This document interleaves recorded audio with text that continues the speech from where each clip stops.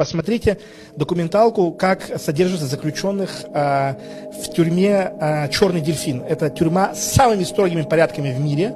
Ну, просто посмотрите, это объяснять бессмысленно. Там нельзя перемещаться вертикально. То есть заключенные встают в такую вот ласточку, в 4 погибели, да, нельзя присесть в течение дня, нельзя говорить там, ну, это пиздец просто. Потому что там содержатся террористы, убийцы, маньяки. Их нужно сломать психологически. То же самое происходит в школе. Учитель заходит, все должны встать. Похуй, уважаешь, не уважаешь, хочешь стать, не хочешь, встал, сука. Отвечай, когда тебе говорят, поднимай руку, когда хочешь говорить. Вот все эти баба-ба-би-би-би-бу-бу-бу факторы складываются, опять же, самое тупое. Как только мы заканчиваем школу, нам говорят, а теперь это нахуй не нужно. Ты приходишь в универ, и ты можешь садиться куда хочешь.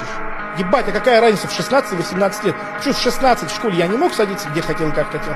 В универ прихожу, говорят, ты что, ебанутый, садись где хочешь. Ебать, вы что, мужики, алло, что это было? Это было подчинение, тебя наебали.